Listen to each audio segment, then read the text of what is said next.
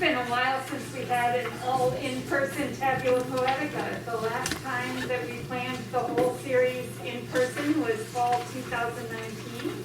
So I feel like this is a fresh start.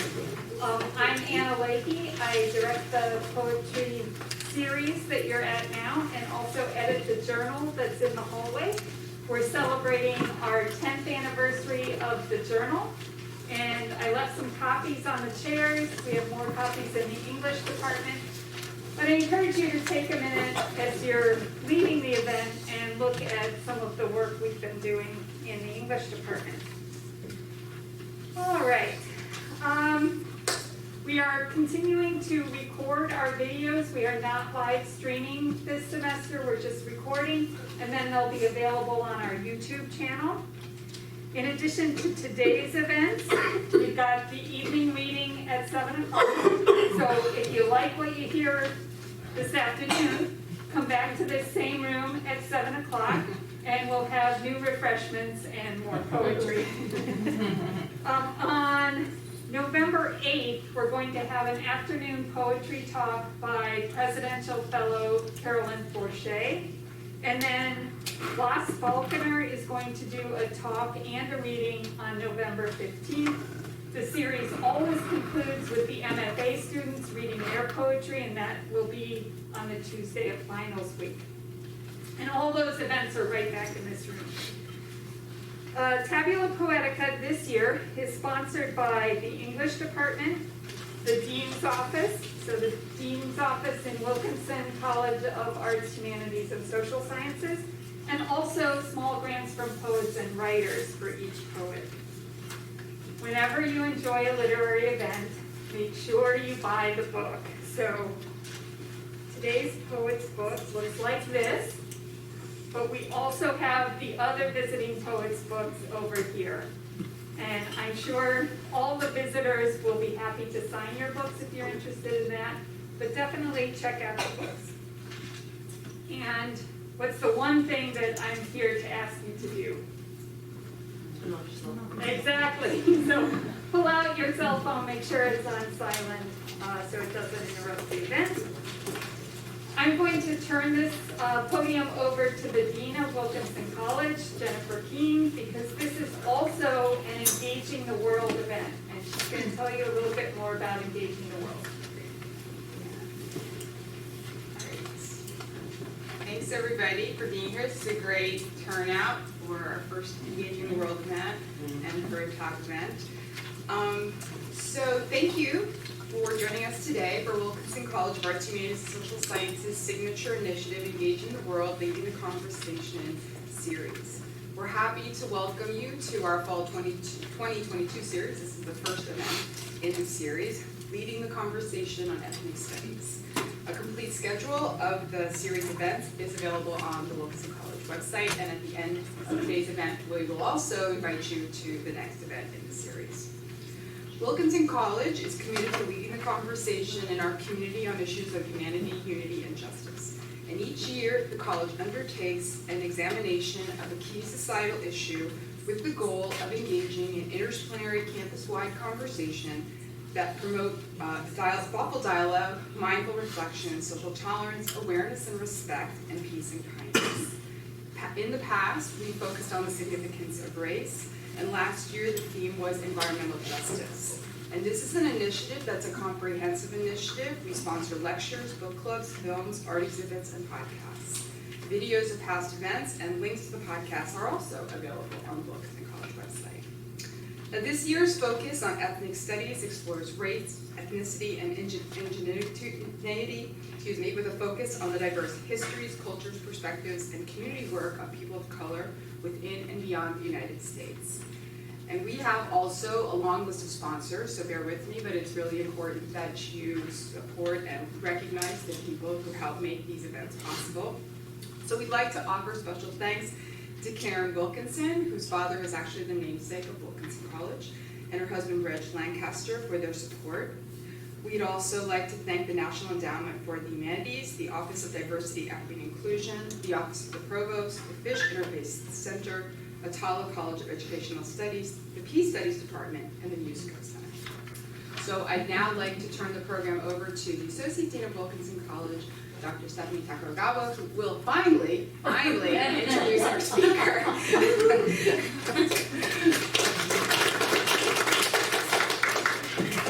There's a lot of introductions. Tabula Poetica and Engaging the World welcome poet and multimedia artist Diana Khoi Nguyen to Chapman University today. She is currently an assistant professor at the University of Pittsburgh, but we welcome her back to California, where she was born and raised and earned her undergraduate degree at UCLA. Diana Khoi Nguyen went on to earn her MFA at Columbia University and did her PhD at the University of Denver. Nguyen has held scholarships and fellowships from Kundiman to Bread Loaf Writers Conference, Sewanee Writers Conference, and Provincetown Fine Arts Work Center, and is a recipient of the 2021 fellowship from the National Endowment of the Arts. Nguyen's first book of poetry, Ghost of, which you can purchase over there, was selected by poet Terrence Haynes as the winner of the Omnidawn Open Prize. It won the Kate Tufts Discovery Award and the Colorado Book Award and was a finalist for the National Book Award and the Los Angeles Times Book Award. As well, Terrence Haynes called this collection Poetry Inside Visual Innovations. He wrote Ghost of is unforgettable. Poet and critic Kathy Hong Park called Ghost of an astonishing scrapbook, a book that breaks the heart. In an interview with Lit Hub, Nguyen herself says of this work, "It was my desire to make public what I had not had as company in grief, to offer this work to others who may have experienced loss as a kind of support system." In my own class, Yellow Peril to Yellow Power this year, the first year, students have had the opportunity of hearing some of her poems, and I want to thank her for actually providing poems that help them get engaged and think about identity and history and race in ways that are thoughtful and significant, but also fun. I've never had a class of non-poetry students, well, I've never taught poetry, but first-year male students get so excited about reading poetry because there's a quote from Bruce Lee in them, which, was very awesome and engaging for them. In that same interview in Lit Hub in 2019, Diana Khoi Nguyen said that she found herself wanting to move beyond Ghost of and even beyond the poetry on the page. Today, we welcome her to talk with us as a way to celebrate poetry. Please welcome Diana Khoi Nguyen.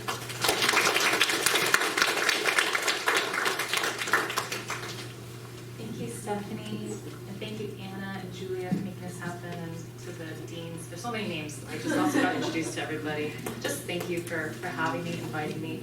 I gave birth on June 5th. I know. This is like my first time leaving the house. So if I look a little shocked, it's like I'm just checking my body, anyway, so it's good to see you. I miss my own students because I'm on leave from home, but it's also been really kind of wonderful to return to a place where I was born and raised. I liken it to, salmon. Salmon return home to spawn. I kind of did that. Weird, right? But I didn't die on the journey. Okay.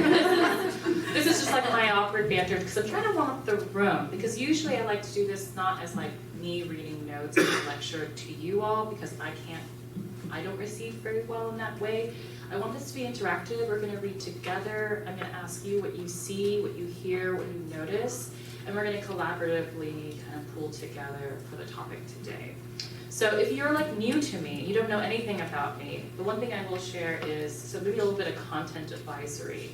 A lot of my work surrounds family trauma, and quite specifically the suicide of my brother in 2014. He was the youngest, I'm the eldest, and he was 24 when he passed. And my work primarily deals with the family archives, so family pictures that your parents, hang up in the hall.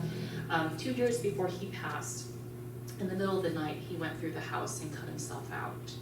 But it was, I don't know why I said but, and it was a quiet violence because he didn't shatter or break anything. He just took what he felt was his, which was his image, which is to say there was a lot of conflict in my family. I actually fled home when I was 18.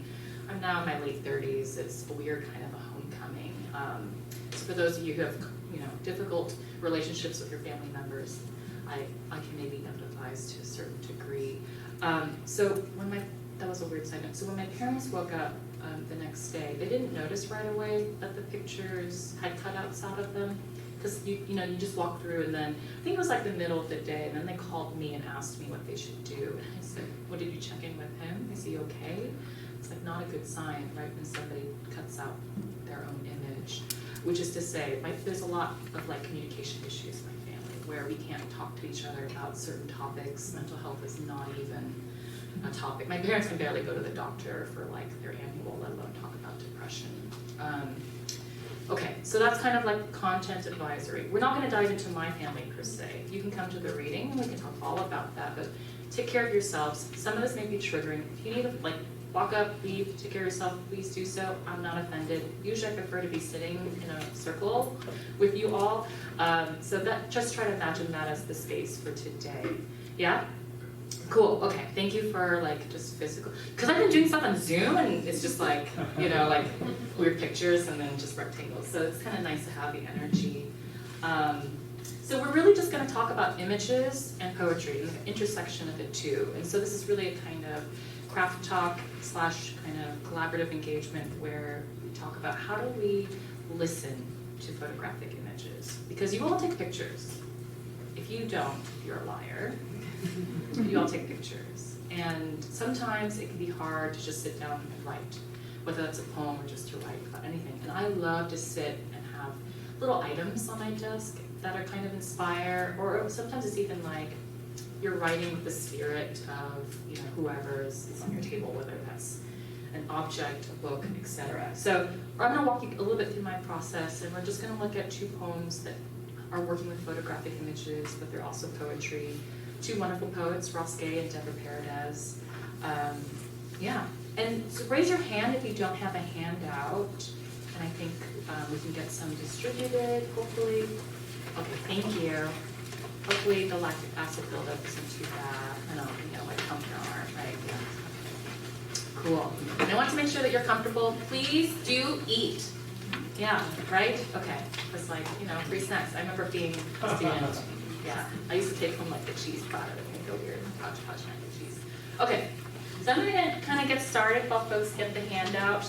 That's mostly so you can kind of read it up close. I'm gonna annotate up here on the board as well. Nobody's asked because we haven't had Q&A yet. But it's like, what is this image?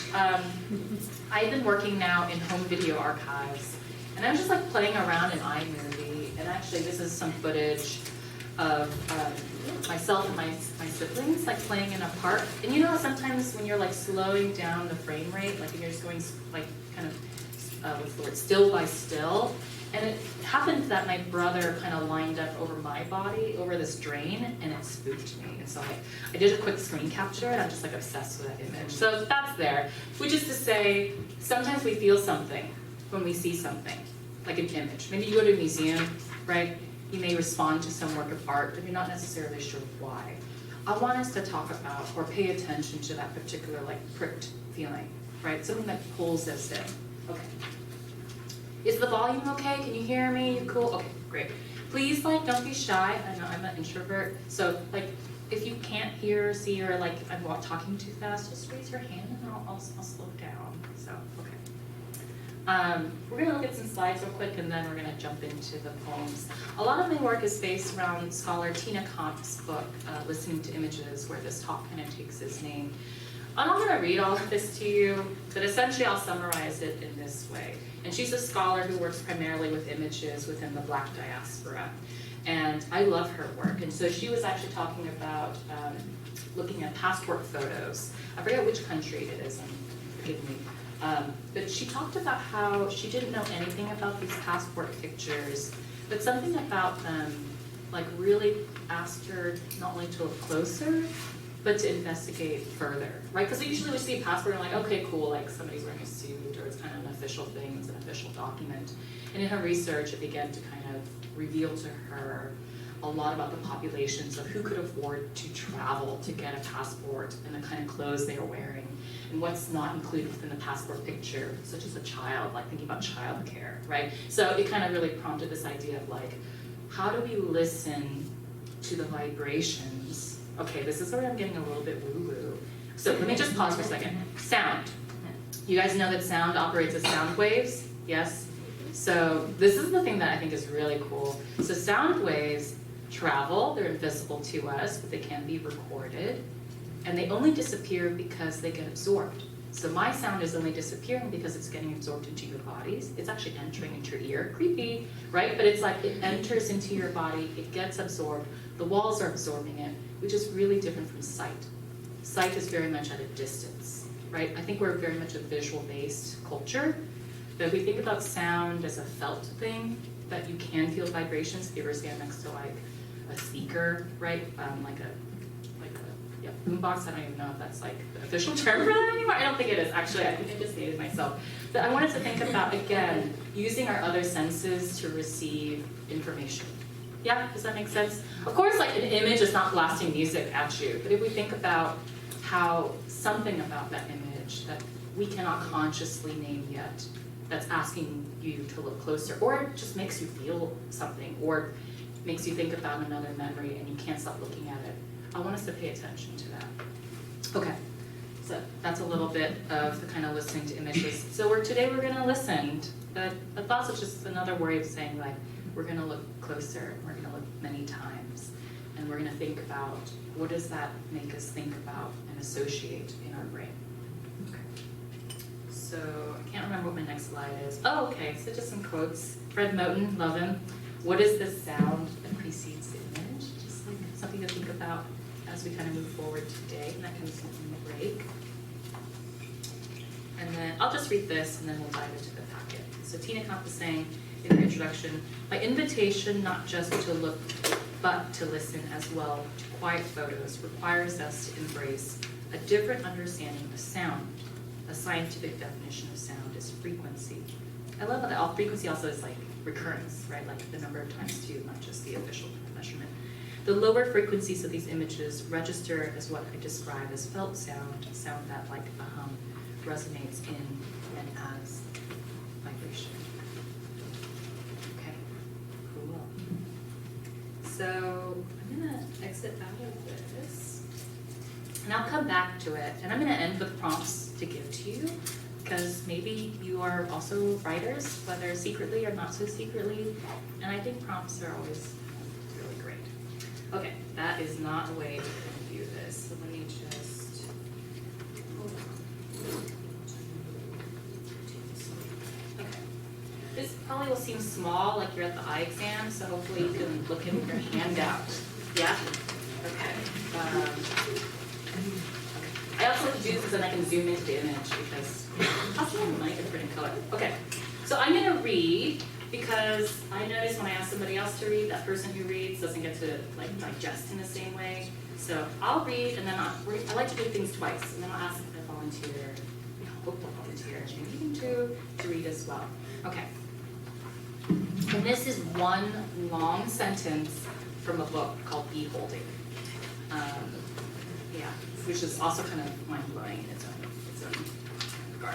So this is taken from the middle of the book because it's hard to just kind of dive in. And this is the part that responds to this particular familial image.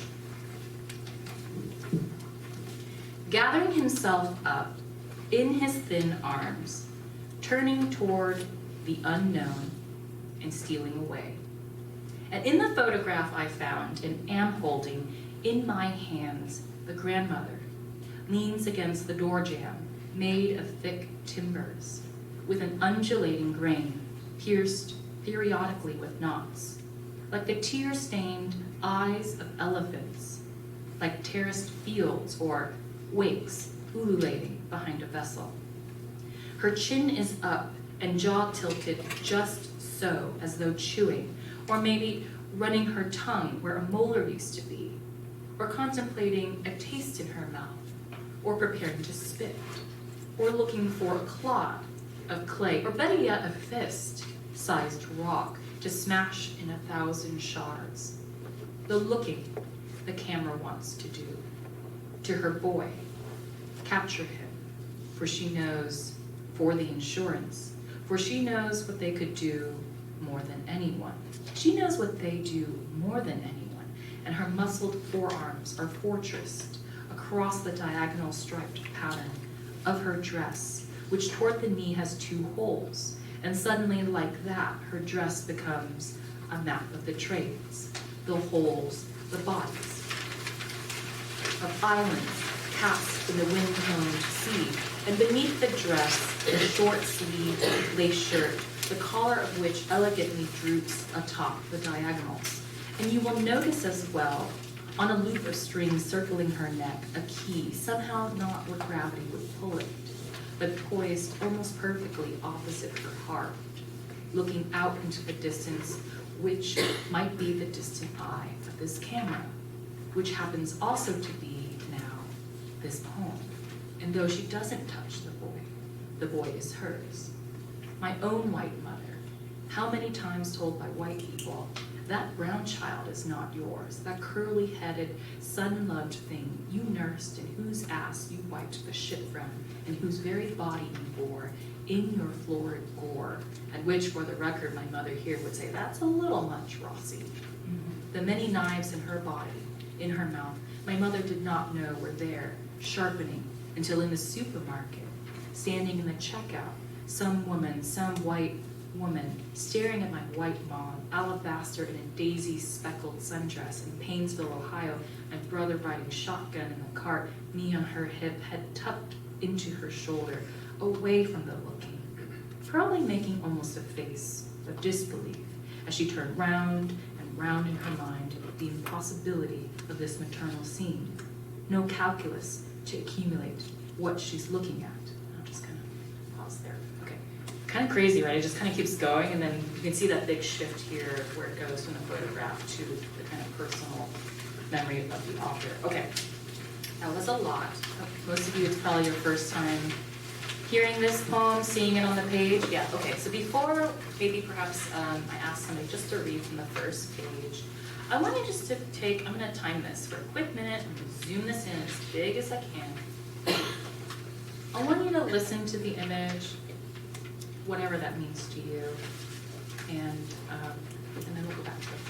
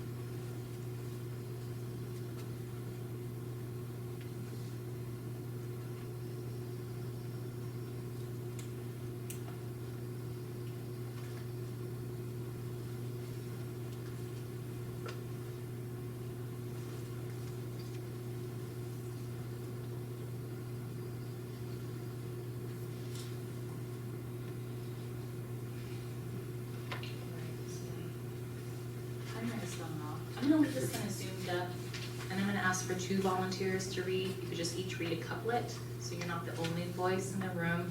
It's just the first page. May I have 2 volunteers? Mostly I literally can't read it because I've zoomed it into my computer. Yes, I can read it from a piece of paper, but please volunteer. I don't know anybody's names. Okay, yeah, thank you. So I'll have you start first. Maybe another voice to accompany this one, like a duet. Thank you so much. Okay, so you'll start us off. What's your name? Diego. Diego. I'm Kylie. Kylie. Kylie? Kylie. Kylie. Okay, thank you, Diego and Kylie. So Diego will start and Kylie, and then we'll just end at the end of that page. Do you want me to start after it? Or Yes. Okay. Thank you. Gathering himself up in his thin arms. Gathering himself up in his thin arms. Oh, sorry. So you're gonna read not the same thing as him, but you're gonna read at the next stanza. Sorry, but I kind of like that. It was like a really cool idea. But I was like, I looked at the time and I was like, oh crap, because you're gonna have class, so we gotta make sure to cover the terrain. But you should try that at home with your romance. Okay, go. Okay. Gathering himself up in his thin arms. Turning towards the unknown and stealing away. And in the photograph I found and am holding, In my hands, the grandmother. leans against the door jamb, made of thick timbers. With undulating grain pierced periodically with knots. like the tear-stained eyes of elephants. Like terraced fields or wakes, I don't know how to say that, undulating behind a vessel.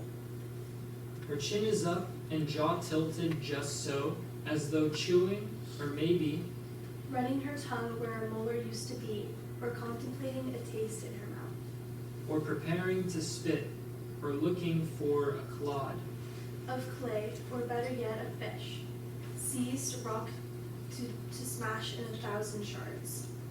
The looking this camera wants to do, To her boy, capture him. for she knows, for the insurance. For she knows what they could do more than anyone. She knows what they do, more than anyone. And her muscled forearms are fortressed across the diagonal stripe pattern. Of her dress, which toward the knee has 2 holes, and suddenly, like that, her dress becomes A map of the trades, the holes, the bodies. Thank you. So, when you first looked at it on the packet, what did you see? You don't have to even raise your hand, you just say it out loud. This is a very easy answer if you have eyes that work. It's dressed nicely, but the woman's clothes are tattered. Yeah, you saw 2 people, right? When I zoom in now, I see a face over a shoulder, and actually I kind of see the outline of another body behind the boy. And that takes me like to look a lot closer to see those things, right? But it's like the cursory glance, we see 2 bodies, different ages, we notice their attire. And if we look at the poem, so I'm gonna zoom out just a little bit. It kind of begins with what you notice on that first surface, right? When does the poem begin to veer into what cannot be seen? I'm just going to use a little annotation device just so we can see. Yeah. When does the poem, where in the poem? The looking this camera wants to do. Yeah? So let's talk about the camera. So when does the poem describe something that you don't physically see in the image? So, I feel like I need to move this a little closer. Okay, so it starts with, we can see the grandmother, right? She's leaning against the door jamb. We can see the wood. We can see all those things. It's like, okay, he's just describing what's on the surface. They have undulating grains. Undulating is just kind of like another, kind of sounds like this. And that's kind of the texture that it's kind of describing, right? Which is the circular nature, the wave-like nature of the wood grain. Periodically with knots, right? We have these little knots in the wood. Okay, cool. So we have these are the knots in the wood, right? Did you guys notice that when you first saw the wood? Maybe, right? Okay. Now here it goes. Do we see any elephants? Like the tear-stained eyes of elephants. It could have just said like an elephant, or like an elephant's eyes. These elephants are sad. And they're not just sad, but they're stained. So they've been crying, and they got like tear crust on their face. That's very hyper-specific, right? It's transporting us to very specific texture, terrain, landscape. Are there elephants in North America? This image is from North America. No, the answer is no. Elephants appear in Asia and Africa, right? So he's also kind of transporting us to a whole nother country. Kind of moving fast, but I was like, oh my gosh, the time. Okay, and then it goes to like terraced fields or wakes ululating behind a vessel. So now it brings us to thinking about a boat. And if we think about the Mid-Atlantic Passage, right, from Africa to the United States, he's now kind of invoking this really indirectly. Because we were talking about wood. How did we go from wood to talking about like history of Black folks in America, right? So he's doing this really subtly. Maybe you didn't catch that right away. Maybe I only caught that like the 20th time that I read this. And then we go back to what's in the picture. So it's a metaphor or like simile, using like or as to transport us to another terrain. Then we go back to the image. Her chin is up, jaw tilted just so, as though chewing. Yeah, maybe she's chewing. Oh no, I didn't like that. Maybe she's chewing. Or maybe running her tongue where a molar used to be. We can't see her teeth. But you can kind of tell what it looks like when somebody's got their tongue doing something funny, like trying to get a piece of cookie out of the crook of your molar, right? I don't know. That happens. When you get older, your teeth move, and anyway. I'm just talking about myself there. Okay, so now he's beginning to allow for his imagination to ponder a little bit. Pretty neutral territory, but maybe perhaps conveying a little bit of like dental hygiene. These are really like minutia details, right? We don't know about her dental situation, but he's making kind of these suppositions. And then it goes to something quite charged. Or maybe she's preparing to spit. Maybe because she has something to spit out. But sometimes I want to spit when somebody like cuts me off on the freeway. Sorry. Was that maybe like too aggressive? Like I would never actually spit at anybody. But sometimes I feel that kind of anger where I just like want to release something from my body. And so I'm thinking about that. Like her body is cocked, is charged, ready to expel something. And then it goes to, or looking for a clod of clay. That's just like a ball of clay, right? Or better yet, a fist. A fist is a weapon, right? A fist-sized rock, that's also a weapon. Just smashed in 1,000 shards. And then it goes to thinking about who's taking this picture. What is her relationship to the person who's taking this picture? Not positive, right? If we have it charged, if she's preparing to spit. And then what follows here is who's looking at her boy? What kind of gaze? How is he seen? She's defensive. I mean, when you fold your arms like that, how would you describe her body language? I mean, I just talked about like what was going on in her mouth and maybe what's going on with her fists. But like, how would you describe that body language? Is she open? Oh, yeah. Oh, sorry. Yes. Yeah, closed off, like quite literally, right? And it's also kind of like when somebody just also goes like this, you're like, oh no, you're bracing yourself, you know? Yeah, so literally closed off, protective. She's leaning against the door jamb, so she's not like, I don't know, in deference, bowing or reaching out, right, to like handshake somebody. The boy is much more relaxed, and he's not even looking at the camera. So the poem is asking us to pay attention to the woman. And then here it goes into, she knows for the insurance. She knows what they could do more than anyone. Here's when I began to understand that perhaps the person taking the picture has a very different privilege, class standing, probably is a white man, if we consider like the time in which this photograph was taken. And she's quite protective of that gaze upon the boy, right? So there's a lot of politics that are happening that Ross Gay is kind of describing through poetry from this like family picture of his grandma and presumably some of his relatives. Do you guys understand how I'm like asking us to like listen closer? Like maybe you go home and you look at some old pictures of your parents with their siblings and you're just like, oh yeah, look at my uncle when he was younger, he still's got those ears, right? But maybe I'm asking you to look closer. What's their body language? How are they oriented toward each other or away from each other? Who took that picture? What other data, right, are the bodies in their orientation communicating to you? And how might you begin to ask questions and write into those unknowns? Does that make sense what I'm kind of asking, guys? Yeah. You could do this all the time, anytime.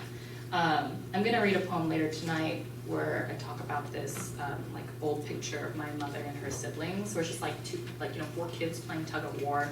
But then when I look closer and apply the techniques that I'm trying to advocate for you guys here, I realize, like, oh shit, these sibling rivalries are like really rampant in these 4-year-olds, and they're all like in their 60s now, and they're still the same, which is really sad, you know. Yeah, so that's a whole different dynamic. Okay, I could continue on with this poem, but I do want to move on to the next one because I wanted to show 2 examples. This one is a personal photograph. We all have these if you're like archives weren't destroyed. At the very least, you probably have pictures that you took or where you know the people.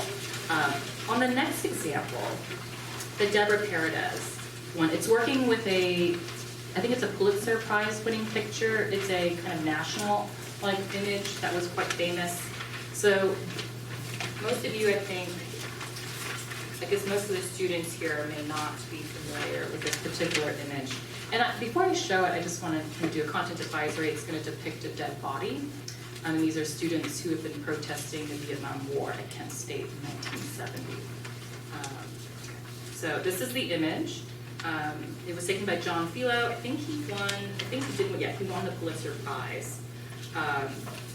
And it became a really big icon in terms of thinking about what was happening in the landscape of the United States versus what was going on in Vietnam. My parents are from Vietnam and they're refugees from the Vietnam War. So here we have a woman over, like, you know, in grief over the body of a deceased person, and there's kind of confusion and chaos kind of behind.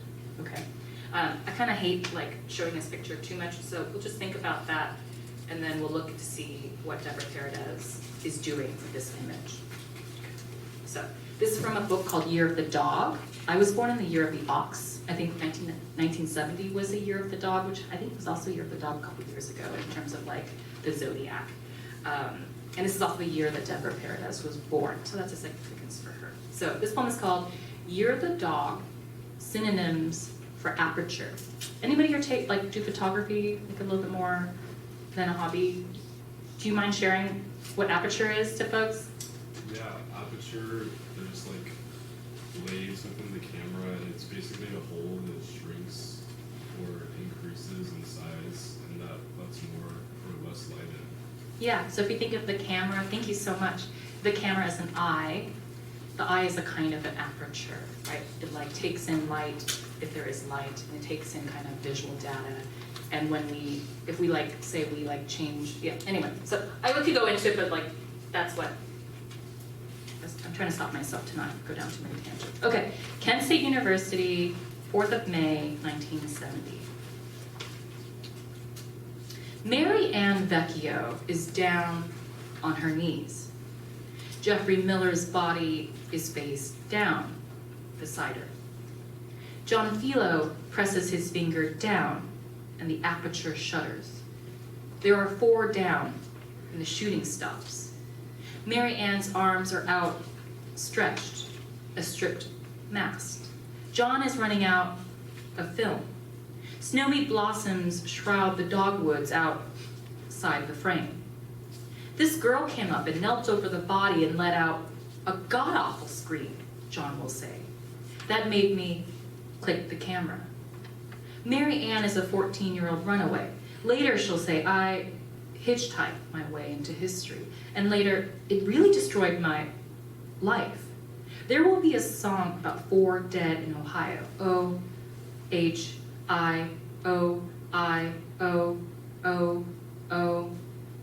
The bullet enters Jeffrey's opened mouth and comes out the other side. Mary Ann's mouth is open, an obliterated star. Synonyms for aperture: mouth, gap, cleft, chasm, hole, rupture, perforated passage, eye. In Spanish images of the Pietà, the Virgin often holds out one hand or the other. Mary Ann will get hate mail. Marry you, dirty. It's too bad it wasn't you that was shot. Or another. You hippie communists, did you enjoy sleeping with all those dope fiends and when you were in Ohio? Mary Ann's mother will say, can you imagine her looking at that? I don't like to say some words. You never have to say any words if you don't want to say. Okay, that was really intense. So here we have historical fact. I guess to use the kind of current parlance, like this image went viral, right? Because I think it was like the Coast Guard that shot out the student protesters and killed that boy. So there was a lot of outrage. Okay, so it begins by describing what's in the image, kind of like how Roscoe did, right? So Paredes says, Vecchio is down on her knees. Yeah, we see that.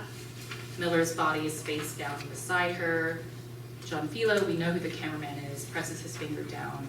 So we're getting all points of contact within this particular event. And it talks about how 4 others are down, or 3 others are down when the shooting stops. And then it begins to go into figurative language.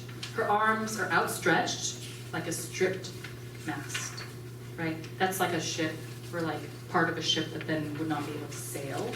So we think about deflation. John is running out of film. So we're thinking about a kind of winnowing away, right? And then it moves to something that this is what I love, this part right here. I can highlight, yes. So it goes to snowy blossoms shroud the dogwoods outside the frame. Why are we talking about trees? This is not a fact about the quote, capital E event, right? But now we're getting season, dogwood trees. You can Google dogwood trees if you don't know what they look like. Snowy blossoms. I mean, this is May 4th. It's spring, it's invoking snow. I don't actually have an answer to this because I actually never have focused on this particular sentence until this particular moment. It's funny how like sometimes you read a poem over and over again and each time is different. What effect does it have for you? There's no wrong answer. I'm just curious what's going on in your mind. Or you're just like, I don't care about these trees. Yeah. Okay. Yes, you, yeah. Snowy blossoms, it makes me think of winter and spring, Yes.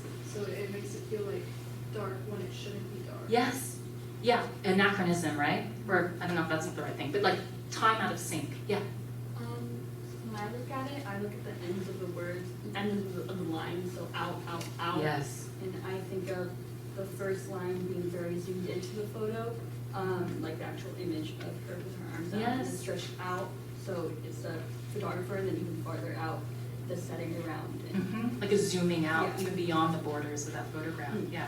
And actually, thank you for having us pay attention to the end of the lines. I don't actually have I don't know why she does this, but I thought it was really cool that the end of the lines are down, down, down, down, forward, down, right? And then it goes to out, out, out, out. Then it goes to various iterations of me, my, I, and then it goes mouth, mouth, mouth, I. So she has a very specific kind of reason for negotiating her line breaks here. But we're not here to like talk about that per se. So one thing I will share, in 1975, 5 years after this picture is taken, the war ends. How does the war's ending get signaled to American troops in Vietnam? They played White Christmas. This is April 29th, 1975. They played White Christmas, it's an old-timey song, Christmas song, in April. And that was the signal for the troops to understand that the war was over. So the Vietnamese would not have understood the significance of that. And that's the kind of snow in spring, right? So here, even though this particular photograph is in 1970, the writer knows what happens years later. And so she's kind of including all of these historical details, like through, it's like she's inscribing them within the poem as she's talking about this particular image, right? Okay. So then it kind of goes to describe what John says, and this is what's kind of wonderful about working with historical archives is you can look up what people said, and you can collage and work with what they say. Sometimes maybe you don't want to talk about how you feel about something, you can just collage with a bunch of quotes, right, and other data. I don't know why I said data like that, but okay, I'm just gonna stick with it. You know, so you don't always have to talk about how you feel. You can begin by just describing the photograph to allow for the photograph to speak to you and to bring in other details into it. And then sometimes in the process of writing, what you're focusing on or what you didn't realize was concerning you emerges itself on the page. You know what I'm talking about? Like if you write in a journal, you begin to write, you're like, oh shit, I didn't know I was still thinking about that one friend that I had back in 2nd grade, you know? And then like it's there on the page. It almost feels like a little bit like therapy. Anyway, okay, let's just check the time. Okay, so it kind of continues, and I'm trying to think if I want to kind of continue with this. I guess she continues to weave. She brings in pop culture because there is later on a song about this particular image. So I like to think of this particular poem as a kind of, like I already use this word, but it does capture, I guess, like the zeitgeist or the climate and the media all around this particular image. And this is one small poem in a poem about other things that happened that year. So Deborah Paradis's father served in the Vietnam War, and he was one of many, right, Latinx Americans who served in the war. And there aren't too many like books written about the experience of Latinx like members serving in the war. So it's talking a lot about war, Americans, the Latinx experience, etc. Okay, I just wanted to, sorry, I'm like terrible with time. Like, I just wanted to be mindful. Like, I kind of talked a lot, and I only feel like I've gotten to the tips of the icebergs in terms of how these two poets are looking at various kinds of images and using that as a kind of inspiration into their own work. Are you guys familiar with the phrase or like the kind of poem like ekphrastic poetry? Anybody? Yeah, okay. So if you didn't know, ekphrastic poetry is ostensibly writing about another work of art, right? And you're like, I really like the Mona Lisa. I'm going to write about the Mona Lisa. That would be an ekphrastic poem. I would make an argument that these two pieces, yes, they get in the realm of ekphrasis, but they move further, right? They're bringing in a kind of subjectivity of the imagination, the creative and critical imagination, to have us listen and look closer. And that's essentially the thesis of this talk. So I just wanted to go back to the PowerPoint to offer some prompts. You can, I guess, take a picture of it in your phone if you want. I'm happy to email this to Anna to share it with others. But I did want to leave time for a Q&A or just for you to like chat with me and or get a beverage for yourself or cookie. So I'm gonna go back here. Oh. Oops, that was my email. Awkward. Okay. I don't know where it went, so let me see.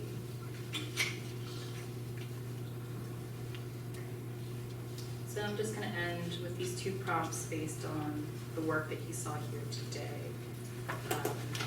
Yeah, and one other thing that I think is important to share. Take care of yourself when you do this. Sometimes, especially if you go into family archives, it can trigger like memories and emotions that you weren't prepared for. And if you don't feel well, just stop. I feel like your generation is really good at that.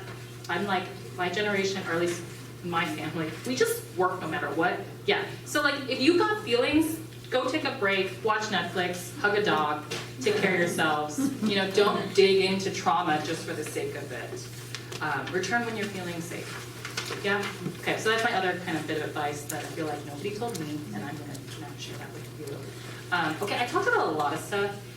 I'll say this, I'm happy to chat about anything. It doesn't have to be what we talked about here today. You're here with me now, you can ask me anything. And if it feels like it's trespassing a boundary, I will really like politely like skirt around it. I won't make you feel weird. Cool? Okay, because I did talk about my brother who committed suicide, so that's like, people are always like, oh man, I don't want to ask her about it. But I'm really quite open. The reason why I published the work is to talk about mental health, and silence is within my family because it actually is, you know, since I published the book, I met so many people who tell me about their fathers or loved ones who have also cut themselves out of pictures. So there's a lot of people out there who do that in silence. Okay. Now what do you want to talk about? Yeah. I have a question. How do you work with writer's block? Like when you don't have any poetry ideas, do you like force it and just get some stuff out, or do you take breaks with other things too? I do take breaks. I don't, this is kind of tricky. It's like, you shouldn't exercise every day the same kind of thing, right? Because like you could injure yourself, so you should take breaks. I don't know why I'm using an exercise analogy, because sometimes I feel like I have to force myself to go to the gym, right? I will say, these exercises are what I do. I just look at old pictures, or I look for new pictures, like that aren't mine, right? I'll go through archives, I'll be like, Vietnam, you know, 1940, because like I don't know what was going on in 1940. Like who was the colonizer then? I don't know, right? So then I'll Google that, then I'll go through those archives and I get lost in the archives. And then when I see something that makes me feel something, I'll just start writing. Because I can't write if I don't feel something. And sometimes it feels not safe to like feel my feelings about my family. So I'll look at something that's more neutral territory, if that kind of makes sense. Yeah, so it's almost like how can we find inspiration? This is another way to say like how do we find inspiration for the materials around us? It's easy to work with images because you can start to just describe them. You can just start by describing like, look how tall these trees are. Yeah. When you first started considering publishing work that was very personal Yes. for you, was that a difficult kind of, not breach of privacy, but a difficult kind of jump to make from like writing it for yourself versus writing it to be published? Oh yeah, absolutely. So for those, if you're not familiar with your work, I can share with you, like, and this is published in a book, right? Like I have my actual like family photo. right? So when I first started doing this work, 'cause this is like a picture where my brother cut himself out, I just wanted to not feel spooked by the picture anymore. I wasn't doing it to publish. I just did it because it was the anniversary of his death, the first year anniversary. I was sad, and I was always scared to look at these images as if they were gonna I don't know, eat me or something. And so I wanted to, I zoomed in really close, and I was looking at what got left in the picture, part of his shoe, at the very bottom. And then as I slowly zoomed out, I started to have feelings, and then I wrote, right? And it became kind of a catharsis, became a container in which I began to speak to my brother, which I hadn't done since his death. And it, I cried. And then I ate a burger, then I went to sleep, sustenance. And then maybe a week later, I came back and I was oh, let's look at it. And I was okay. And then I didn't think about it. And I did this for a couple years, and I accumulated an obsessive amount of these images and poems, right? And I was there's enough here that's a book. I was is this a book that I want people to read? Because my mother also told me she'd sue me if I ever wrote about family, and all I did was write about family and wrote it. She hasn't sued me yet, which is to say, my mother's very private, right? But she was also extremely ashamed that one of her children took his life, and she didn't know how to talk about that. And she was feeling a lot of guilt. A lot of her siblings were kind of treating her really weirdly after the funeral. Sorry, this is a long way to answer your question. Why did I decide to do it? I wasn't going to. I had a whole nother manuscript, and then I decided to do it because my parents and I, at that point, we weren't even talking, we couldn't even say my brother's name. I think I tried to bring up his name at Thanksgiving, and everybody got really weird, and then changed the subject. And I was sad. Everybody else was sad. And we weren't even allowed to use the word suicide. We couldn't talk about any aspect of it. And things were really messed up for years before it. In some ways it was a surprise, but it also wasn't a surprise. I was suicidal as a teen, and then I got the F out of there when I turned 18, right? Because I couldn't emancipate myself before then. So I published it because I wanted to be in community. I wanted to be really frank about what happens when somebody dies, which is you miss them, but also you have the other feelings about that person too, that aren't necessarily things you could say at a funeral. There's a poem in the book that says, am I glad that you are dead? I am glad that you are dead. Am I glad? Which is to say, I lived for 10 years after I moved out of a house, worried that I would get that phone call that either he killed himself or he killed my parents and then himself. And so when I got the call that he killed himself, I felt this immediate relief that he didn't hurt anybody else. But you can't say that at a funeral, right? But that shit is real. And that relief is real. But also my sadness and how much I miss him is also real. And those things exist together. And I think it's really important to be really frank about these things. And also I couldn't find books written by an Asian American person or somebody who looked like me who was talking about this stuff too. It was always praise, right? Of course it's easy to praise. And that's all my mother wants me to do. But my brother was also very violent. And we have to talk about that violence. And where did that violence come from? Right? My mother was violent to us. And where did she come from? She grew up in wartime. Right? And so, then it goes to thinking about intergenerational trauma. Sorry, so that was a long way of saying, I thought it was important because I wanted to talk about it, not to exploit his death, but to be in community with others. And I've now, traveled around the country, talked to so many different communities about mental health, suicide, and so forth. So it's not taboo, so we don't have to hold it inside to make space for that. So that was just my reasoning, before then, I didn't write about family. Before my brother died, I wrote about Hansel and Gretel, kids abused by a bad stepmother, which is a guy's way of talking about bad moms, right? Yeah. Okay, this might be a little personal, so you Yeah, don't have of to course. answer, but what are your family's thoughts on the book? Because I think one of the hardest things as a writer is being able to put your work out there and yes, oh, everyone's gonna see it, my family's gonna see it, what are they gonna think? Yeah. So what would your advice be if people feel that? Yeah, so I want to preface this by saying this is just me. Each person is different, so please ask this question to other people who write about difficult material to see how they've handled this. I didn't want to surprise my parents, but I also didn't want to give them the manuscript to approve, because they'd be nope. So I waited till a month before it was going to be published. I had a lot of therapy. I had a whole year of therapy, right? And then I said, I have good news. And then also like uncomfortable news, like good news, I'm gonna have my first book published. Yay, yeah. And then 2, I know you told me not to write about family. I wasn't trying to write about anybody specifically. This is like where I'm like describing my intent, right? I wanted to document my grief journey and be in conversation with folks about it. But because my grief journey isn't alone, it's a part of the family is there. And I'm using these photographs that we don't talk about, that still hang up in the house. At that point, the pictures still hung up in the house. We never talked about them too. And actually, we only talked about these pictures after the book was published and people began to talk about the book. Because my parents were like, why do people care about our family? And I was like, I don't think they care about our family, but I think it's making them think about similarities within their own families, which is, you're not alone in feeling this way, you know, like mom and dad. And that helped them to feel like, I don't know, like it took years, but then we began to actually talk about stuff. It was so weird that it had to be so public for then my parents to talk to me about it. I feel like I kind of veered away from like your question. But yeah, if you want to follow up, because I kind of got lost in describing the process. So, but I was kind of emotionally prepared my mother could sue me. And the bratty part of me is like, well, you know, the requirements for libel is slander, it's poetry, you know, like, she really had to prove intent, and, okay, my mother's an immigrant, she doesn't know how the legal system works, but I know, she's just mad, she's like, her daughter doesn't like her, and is like, she thinks that her daughter is like writing bad things about her, and I just have to say, like, I wasn't actively trying to paint you any particular way, I wanted to talk about my messy feelings, you know, and she's like, okay, you know why, because she was like, you're getting published. She's like, are you gonna be like J.K. Rowling? Because she's like, thinking about money. My parents are engineers. They're just like, they only think about like, they're really money oriented, not arts oriented.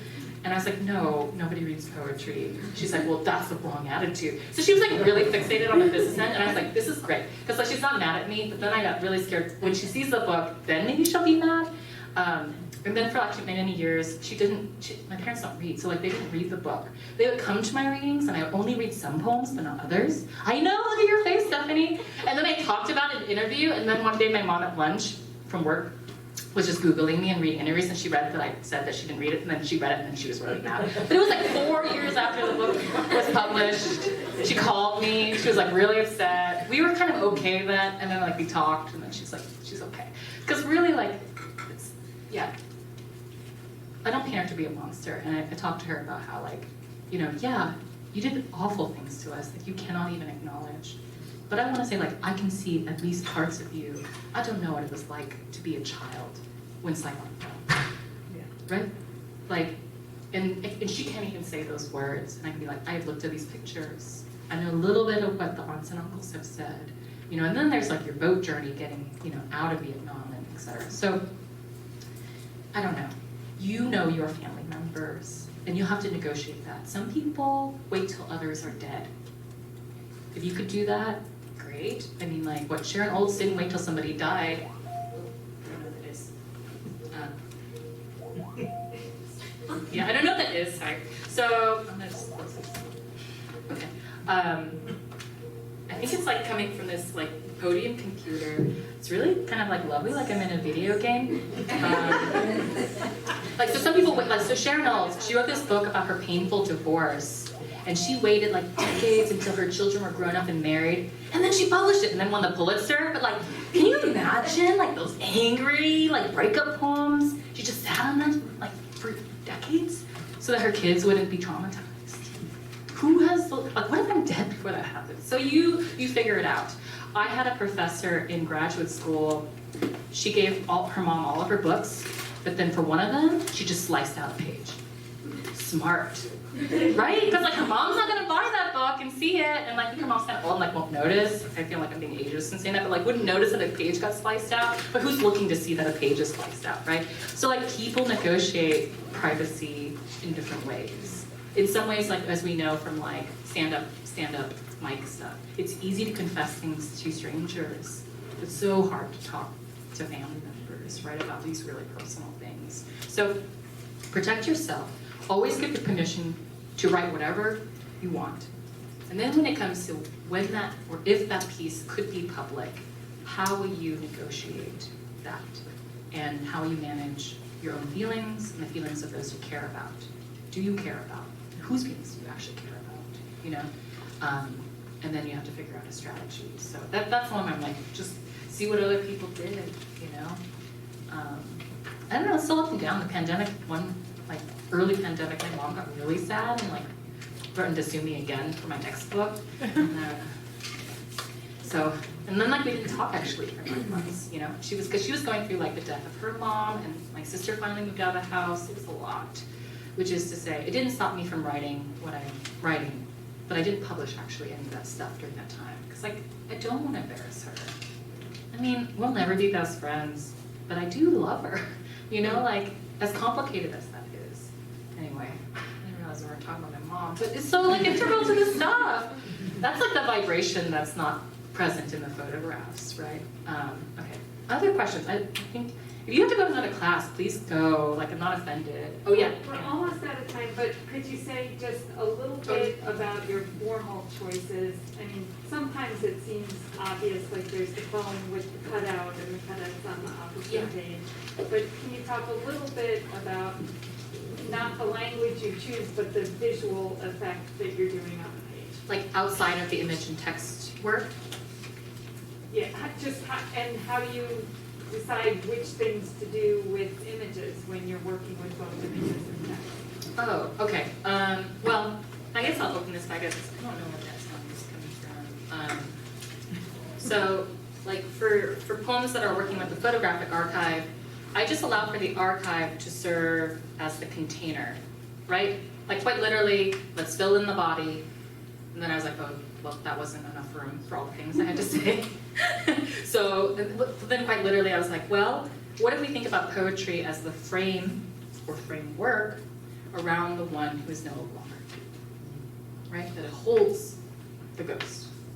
So I started to trace that. And that was really fruitful because I have bad internet or like computer skills. I just put a text box over this image and made the image kind of opaque or like semi-transparent so I could write over it like a stencil. And there's something about writing over the bodies of your family members that like activated lots of feelings. If you have writer's block, highly recommend that. Just put a picture you have feelings about and then write on top of it. I assure you, things are gonna spill out that you didn't know were gonna spill out. You will not have writer's block, or if you do, maybe you're protecting yourself, and that's okay. Trust those instincts too. And then for the other poems of the book that aren't dealing with photographs, I mean, I'm trying to think. It's really more like an organic feel. The description I like to make is like, anybody here ever like cook asparagus? Yeah, I know it makes some people's peas. But when you have to prepare asparagus, you have to like snap off the ends, right? You never know where it's gonna break. You know what I'm talking about? Sometimes it breaks halfway and you're like, fuck, that was like half of my asparagus. But sometimes it breaks at the end. Okay, in like the fancy restaurants, they actually shave it, the fibrous parts. Who has time to shave like an asparagus spear? So I like to think about in poetry, it's an organic thing. Like if you treat each line like a spear of asparagus, where I snap. Excitedly, unexpectedly, and then I kind of go from there, you know. And then like some people, like I have a friend who like then she lines up all her like snapped asparagus and then she like chops it again, and I was like, but that's food waste anyway. So I just eat it all. I don't know if that analogy makes sense because it's an intuition thing. You just like feel for it. Sometimes you're like, I want things to be real skinny today, you know, a really slender thing. And then I used to only write really small, compact poems. I had a professor, she called them like children's coffins. I don't know, that's really macabre, but I didn't like that. I was like, oh, I'm writing these like little child coffins. So I was like, how can I make myself write a poem that's like really long lines and like goes multiple pages? So that became a new prompt for myself, which meant, whoa, I have to do a really long sentence or something. So I try to challenge myself in various kinds of ways like that. But I don't know, I think it's maybe it's a bad answer, Anna, because it's, it's intuitive. Yeah, so my weird analogy. Breaking, but the asparagus is pushing back. Yes. The fibers. Oh yeah, sometimes it just flops and doesn't even snap. Then what do you do, right? Yeah. Or like the tip, the part, like the nicer part actually snap. Anyway, sorry. We could go on. All right. Yeah, thank you so much for your time. Thank you, Diana. Thank you.